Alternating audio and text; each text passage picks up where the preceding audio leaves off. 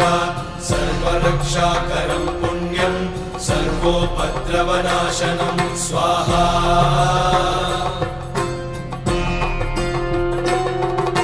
सर्वसम्पत्करं चैव स्वर्गमोक्षप्रदायकं ध्यात्वा नृसिंहं देवेशं हेमसिंहासनस्थितं स्वाहा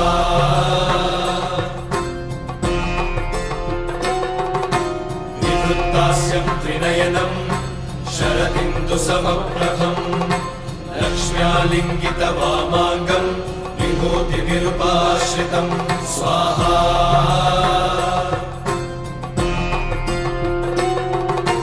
चतुर्भुजं कोमलाङ्गं स्वर्णकुण्डलशोभितं श्रिया सुशोभितोरस्कं रत्नकेयूरमुद्रितं स्वाहा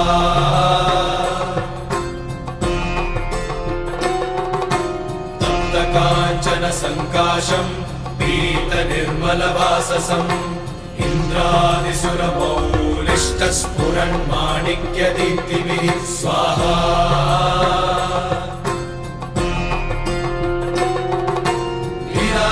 वीराधिपदद्वन्द्वं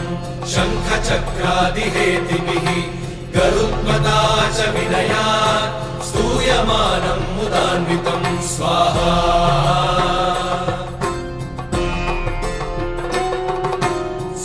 कमलसंवासं कृत्वा लुकवचं पठे नृसिंहो मे शिरः पातु लोकरक्षार्थसम्भवः स्वाहा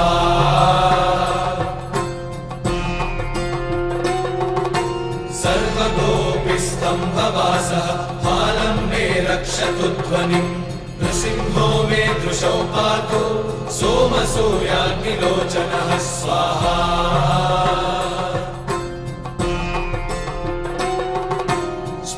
मे पातु नृहरिः मुनिवर्यस्तुतिप्रियः नासं मे सिंहनासस्तु मुखं लक्ष्मीमुखप्रियः स्वाहा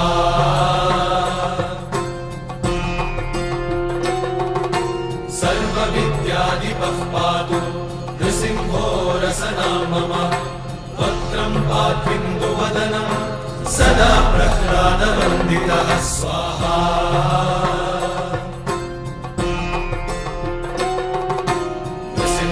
पातु मे कण्ठं स्कन्धौ भूमकरान्तकृत्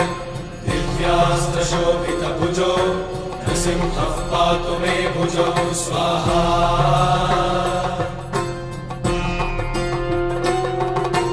करौ मे देववरदो नृसिंहः पातु सर्वतः हृदयं योगिसाध्यश्च निवासं पातु मे हरिः स्वाहा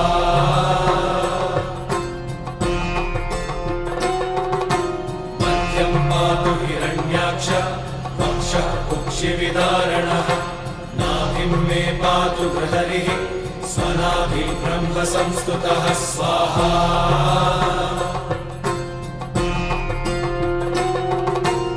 ब्रह्माण्डकोटयः कट्यां यस्यासौ पातु मे कटिं गुह्यं मे पातु गुह्यानां मन्त्राणां गुह्यरूपधृक् स्वाहा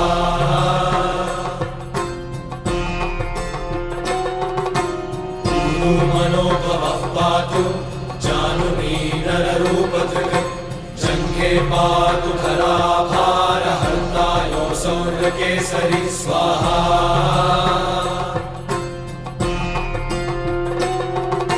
सुरराज्यप्रदः पातु पादौ मे गृहरीश्वरः सहस्रशीर्षा पुरुषः पातु मे सर्वशस्तनुं स्वाहा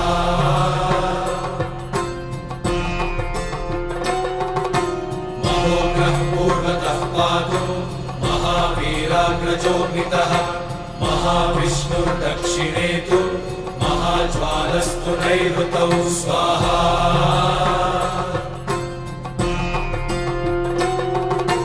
पश्चिमे पातु सर्वेषु दिशि मे सर्वतोमुखः नृसिंहः पातु वायव्यां सौम्यां भीषणविग्रहः स्वाहा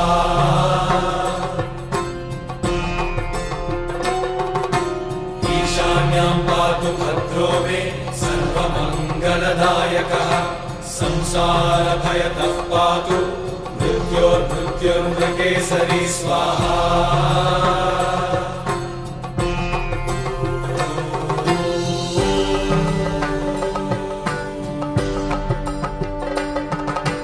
गर्जन्तं गर्जयन्तं निजभुजपटलं स्फोटयन्तं हरन्तं गर्जन्तं गर्जयन्तं निजभुजपटलं स्फोटयन्तं हरन्तं स्वाहा दीप्यन्तं तापयन्तं दिवि भुवि दितिजं क्षेपयन्तं क्षिपन्तं दीप्यन्तं तापयन्तं दिवि भुवि दितिजं क्षेपयन्तं क्षिपन्तं स्वाहा क्रन्दन्तं रोषयन्तं दिशि दिशि सततं संहरन्तं हरन्तं क्रन्दन्तं रोषयन्तं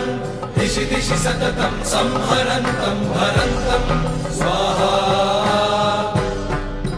वीक्षन्तं घूर्णयन्तं करनिकरशतैर्दिव्यसिंहं नमामि वीक्षन्तं घूर्णयन्तं करनिकरशतैर्दिव्यसिंहं नमामि